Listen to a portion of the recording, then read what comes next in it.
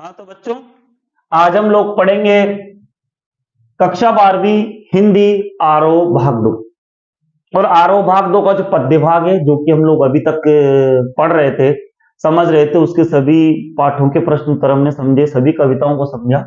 और आज ये पद्य भाग का अंतिम पाठ है, पाठ 10। उमाशंकर जोशी इसके कवि हैं। और उमाशंकर जोशी की हमारे पाठ्यक्रम में 2 कविताएं हैं, छोटा मेरा खेत और बगुलों के पंख। ठीक है, छोटा मेरा खेत और बगुलों के पंख, ये 2 कविताएं हैं। और इससे पहले यदि आप इस चैनल पर नए हैं तो चैनल को सब्सक्राइब करें और साथ में बेल आइकन को दबाएंगे तो आपको हिंदी विषय संबंधित और अन्य विषय संबंधित नई नई वीडियो मिलती रहेगी। आपके पाठ्यक्रम से संबंधित वीडियो आपको प्राप्त होती रहेगी। साथ में मेरा इंस्टाग्राम चैनल है lalit.gupta67, आप चाहें तो विषय संबंधित वीडियो इस पर भी देख सकते हैं। और आपको विषय से संबंधित कोई भी जानकारी प्राप्त करनी हो या आपको विषय वस्तु से, हिंदी विषय वस्तु से संबंधित कोई भी ऐसी विषय वस्तु है जो आपको समझ में नहीं आ रही हो, तो आप मुझे कभी भी, मेरे मोबाइल नंबर है 7748349984, आप कभी भी किसी भी समय मुझे फोन लगा सकते हैं और आपकी समस्या का को मैं प्रयास करूंगा कि आपकी समस्या का मैं समाधान कर सकूं। अब हम चलेंगे पाठ की ओर। तो हमारी जो 2 कविताएं हैं, छोटी छोटी कविताएं हैं ये, छोटा मेरा खेत और बगुलों के पंख। थोड़ा सा मैं आपको इनके बारे में समझा दूं कि ये मूलतः गुजराती कवि है और ये दोनों कविताएं भी जो मूलतः लिखी गई है वो गुजराती भाषा में लिखी गई है। कौन सी भाषा में लिखी गई है? गुजराती भाषा में लिखी गई है। और इन दोनों कविताओं का गुजराती से हिंदी रूपांतरण ये बहुत महत्वपूर्ण हो जाता है हमारे लिए समझना, क्योंकि ये परीक्षा की दृष्टि से बहुत महत्वपूर्ण विषय वस्तु है। कि पहले तो कि ये दोनों कविताएं जो है वो कौन सी भाषा में लिखी गई, तो वो गुजराती में लिखी गई। कौन सी भाषा में लिखी गई? ये मूलतः गुजराती में है ना।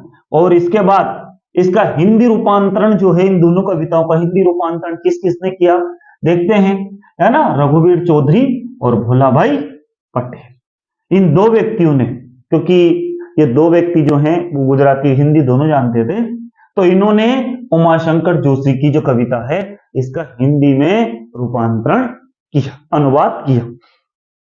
अब हम चलेंगे प्रश्न उत्तर की ओर। इससे पहले थोड़ा सा मैं आपको ये पाठ समझा देता हूं, पाठ किस संदर्भ में है और ये जो कविता है वो किस संदर्भ में है, मतलब कवि इस कविता की पंक्तियों के द्वारा क्या बोलना चाह रहा है। तो देखते हैं। सबसे पहले मैं प्रस्तुत कविता छोटा मेरा खेत जो है, खेती के रूपक में कवि कर्म के हर चरण को बांधने की कोशिश के रूप में पढ़ी जा सकती है।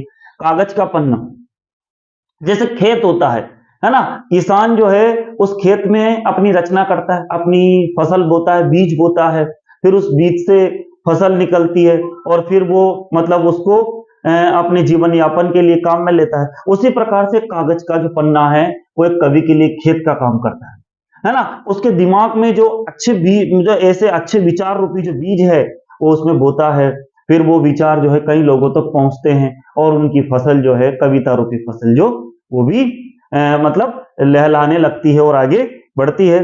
तो जिस पर रचना शब्दबद्ध होती है, कवि को एक चौकोर खेत की तरह लगता है। अपनी जो कागज का पन्ना है, कवि के लिए यही एक खेत है, जैसे किसान के लिए खेत होता है।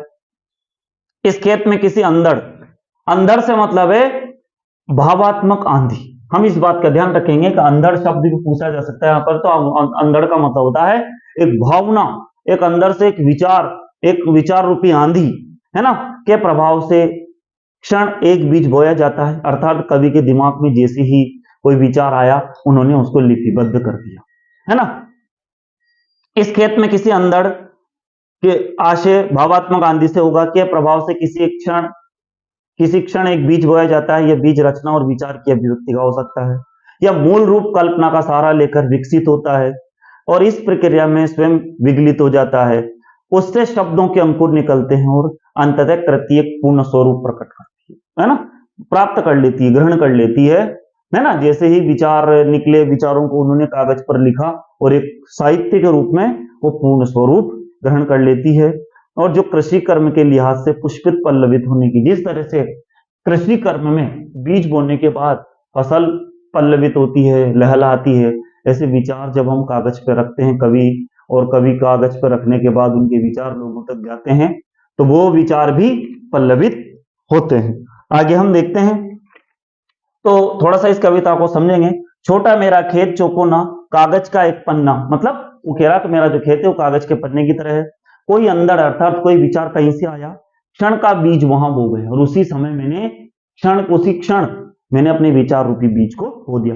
कल्पना के रसायनों को पी, और जिस तरह से फसल में अपन खाद डालते हैं, इसी तरह मैंने अपने कल्पना रूपी, क्योंकि कल्पना कर कर ही कविता लिखी जाती है, उसके रसायन अर्थात खाद को डाला, बीज गल गया। उसके बाद मेरे विचार जो हैं वो अच्छी तरह से, मतलब बहुत अच्छी तरह से मैंने विचारों को मथा, और उसके बाद उसको लिपिबद्ध किया। निश्चय शब्द के अंकुर फूटे, और साथ में जब विचार आए और विचारों के द्वारा मेरे शब्द के अंकुर फूटने लगे, और उन्हीं शब्दों के माध्यम से मैंने अपनी लिपि को लिपिबद्ध किया।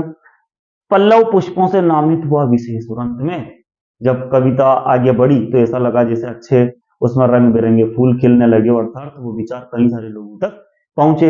झूमने लगे फल, और वो विचार जब लोगों को बहुत अच्छे लगने लगे। कई बार ऐसा होता है कोई विचार लोगों को अच्छा नहीं लगे, लेकिन कवि ने बहुत सोच समझ करके अपने विचार को लिपिबद्ध किया है कविता के रूप में, तो कई सारे लोगों को वो अच्छे लगे। तो झूमने लगे फल, अर्थात कवि को बहुत अच्छा लगने लगा, कवि को मतलब उसकी अच्छा इनपुट मिला उनको जो, और इसके बाद उनको रस अलौकिक अमृतधाराएं फूटती, रोपाई क्षण की कटाई अनंतता की, रोपाई क्षण की, क्योंकि एक समय रोपना था, मतलब बीज, एक विचार रूपी बीज को एक ही बार लिखा, लेकिन अनंत काल तक, क्योंकि कवि जो है वो एक ही बार अपनी लिपि से अपनी कविता को लिपिबद्ध करता है, अपनी लेखनी से लिपिबद्ध करता है, लेकिन अनंत युगों तक वो कविता जो फसल के रूप में लहलाती रहे। लूटते रहने से जरा भी नहीं कम होती, वो कितना ही लूटो, जैसे आम फसल को तो हम लोग उपजाएंगे, उपजाने के बाद किसान जो फसल उपज दी उसको लूटेंगे, या उसका हम लोग उसका मतलब उसको हम लोग ग्रहण करेंगे, या उसको मतलब एक समाप्ति की ओर हो जाएगा, एक समय तक वो समाप्त हो सकती है। लेकिन विचार रूपी कविता जो यहाँ लिखी गई है, विचार रूपी शब्द जो लिपिबद्ध किए कविता के रूप में, वो अनंत काल तक करते रहेंगे और वो कभी भी समाप्त नहीं होते। रस का अक्षय पात्र सदा छोटा मेरा खेत चौकोना, रस का अक्षय पात्र, ये यहाँ प्रश्न भी एक, रस का अक्षय पात्र क्यों कहा, क्योंकि इतना रस मिलेगा, और अक्षय अनंत युगों तक अक्षय रहेगा। अक्षय का मतलब कभी भी क्षीण नहीं होगा, कभी भी समाप्त नहीं होगा। ऐसी मैंने कविता की रचना की है भावना से। हम में इसका पूरा सार ये है कि कवि जो है वो अपने विचारों से, अपनी अभिव्यक्ति से जो रचना करता है कविता के रूप में, वो कविता अनंत युगों तक अनेक कंठों से जाती है और अनंत काल तक लोगों को आप्लावित करती है ना, रसीभूत करती है, और इस तरह से कवि के जो विचार है वो कविता के रूप में आ जाते हैं। दूसरा है पगुलों के पंख नभ में पाती बंधे, है ना। ये पूरे आकाश में हम देखते हैं शाम के समय जब हम बाहर निकलते हैं खुले आकाश को देखते हैं, तो जो बगुले हैं वो एक पंक्ति में बगुलों के पंख चुराए लिए जाती हो मेरी अधूरी। इतना अच्छा दृश्य लगता है आकाश में, जो बगुलों के पंख, बगुले जो एक पंख अपने पंखों से उड़ते हैं और एक लाइन में उड़ते हैं, एक पंक्ति में उड़ते हैं, तो जो भी उस दृश्य को देखता है ऐसा लगता है जैसे मेरी नजरें चुरा ली गई हो, या फिर मतलब बहुत अच्छा लग रहा है उस दृश्य को देखना।